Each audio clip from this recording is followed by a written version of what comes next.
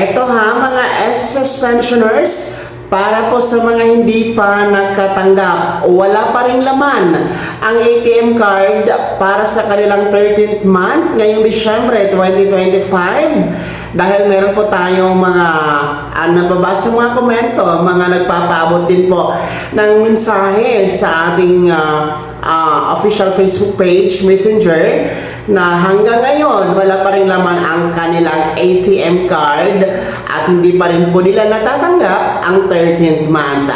Well, para po sa mga nakaka-experience o nakakaranas ng ganitong sitwasyon, ayon po kasi sa post ni SSS mga vlogs, base sa kanilang anunsyo for 2025 13th month releasing kasabay ng December regular pension, ang ating po mga unang batch ay nangyari na po ang kanilang releasing o crediting ng 13th month kasabay ng December pension noong Disyembre 1. And sumunod naman po noong Disyembre 4, ang ating mga second batch kasabay ng mga naka-lump-sum o mga naka-18 months advance pension. So, in short, tapos na po ang schedule at natanggap na ng ating mga first and second batch pensioners ang kanilang 13th month kasabay po ng December pension.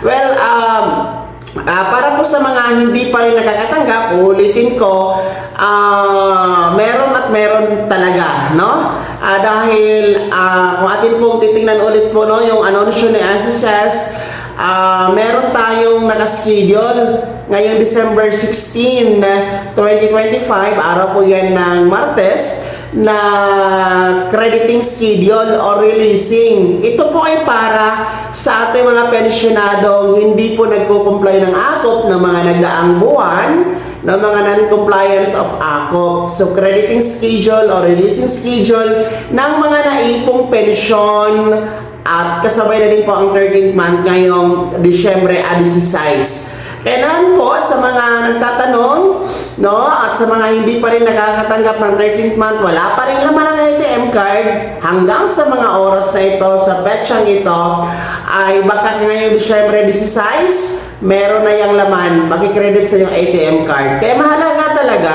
na huwag niyong kalimutan o huwag kaligtaan na mag-comply ng AKOP para na rin po ito sa inyong kapakanan. Dahil pinuputol po talaga ni SSS ang pagtanggap ng pensyon.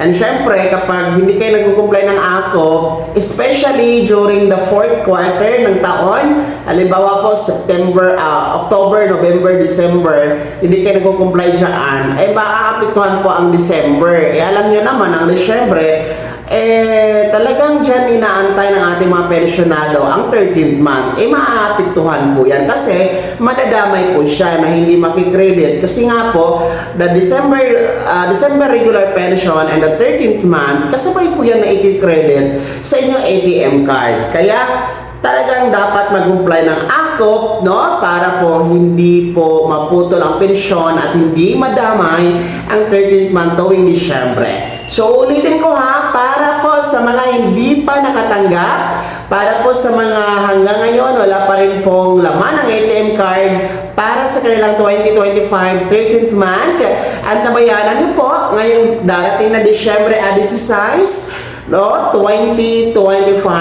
para sa inyong crediting schedule. Pero sa kabilang dako, kung nag-comply naman po kayo ng AKOP, halimbawa nag-comply kayo ng AKOP, tapos kayo ay supposed to be tumanggap na noong December 1 for first batch, or kung kayo ay second batch noong December 4, tapos hanggang ngayon wala kayong natanggap, wala pa rin laman ang ATM card, pumunta na kayo agad sa pinakamalapit na branch ni SSS sa inyong lugar para po personal nyo po o mag-walk-in na follow up nyo po ang inyong problema na hindi kayo nakatanggap ng 13th month plus December pension, para po maayos agad yan ni SSS. Makikita po sa sistema nila kung ano po ba ang nangyayari para sa mga compliance of AKOP po. Ang mga ngayong December 16 lang po ay mga non-compliance of AKOP ang crediting schedule. So yan po mga pensyonado, sana maliwanag po yan. Maraming salamat sa panonood. Sa mga di pa nakasubscribe, i-click na ang subscribe button na nasa baba. At pindutin ang notification bell, ilagay sa all para updated ka sa lahat ng mga videos na i-upload ko. Maraming salamat po. Advance Merry Christmas. God bless us all.